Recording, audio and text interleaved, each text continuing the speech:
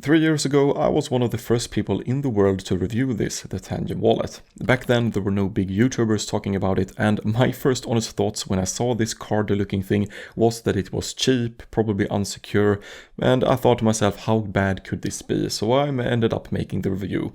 But it ultimately changed my mind when doing that, and now 3 years later, Tangem have sold millions of these cards. So in this video, I want to share what I actually think about Tangem right now, because a lot of things have been happening. I'll also tell you my critique of them. And let's do something different today. All of your questions you drop in the comments below in this video, I'll make a Q&A video about. So make sure to leave a like and a comment down there. Over the past 5 years I've been doing videos like this, there have been so many people reaching out to me about being unsure how to handle their crypto, how to store it, they are making mistakes, losing crypto or end up getting scammed.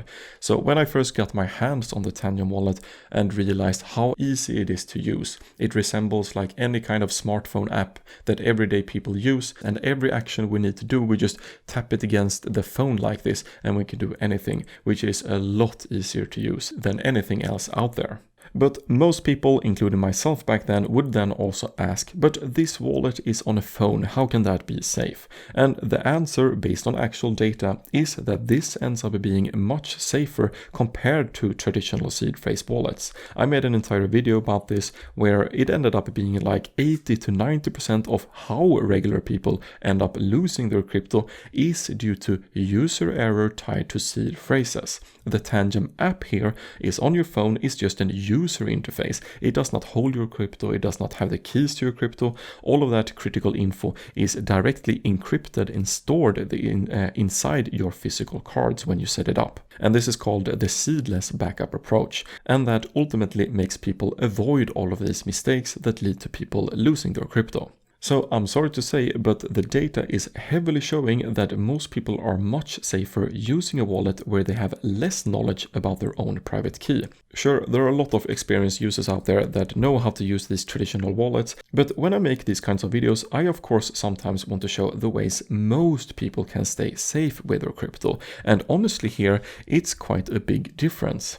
And during the last 3 years, Tangem have actually performed really well, and that is at the same time as Ledger, for example, have had multiple separate data incidents where user data has been exposed, plus other tied hacks or issues.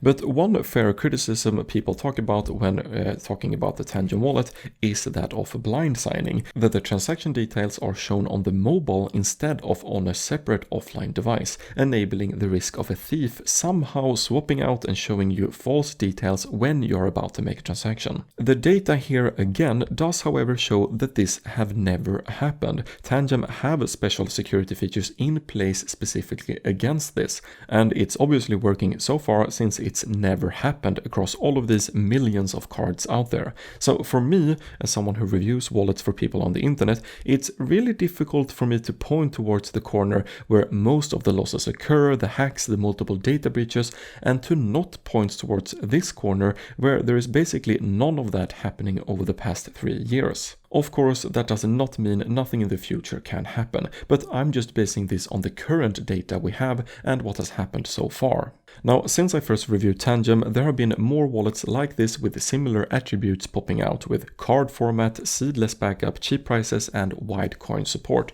So is Tangem still the best of the bunch of these card wallets? Well, for most people, I still think so. It now has several years of real-world track record that newer alternatives out there just don't have yet. Tangem now also supports a lot more blockchain networks and coins compared with most other wallets out there, and they have also added a lot more good features built inside their app. However, the criticism I must mention about Tangem is that they have quite recently enabled that their Tangem app can be used by users without having any of these cards. So that app then becomes sort of like a hot wallet that is not as secure as when using it in combination with these cards. So that then opens up the potential risk of users storing their crypto by mistake in just the wallet app as a hot wallet instead of using it tied to these cards as a cold wallet. And Tangem are probably just doing this to increase the amount of people just using their app and to increase the overall revenue from it. And I'm not sure I like this increased risk approach with that feature. Because if things end up going wrong for people just using the app without the secure cards tied to it, it kind of affects the overall Tangem name, but nothing like that have happened so far, so I don't really know, but let me know what you think here. I myself personally use Tangem both as long-term offline storage and another set of cards for more active daily use, especially since it's so fast to use and it's also so cheap. And I think it's definitely still the best wallet for beginners out there, or for anyone just looking for an easy way to handle and store their crypto. Alright, thank you so much for watching, I'll see you in the next one, bye bye.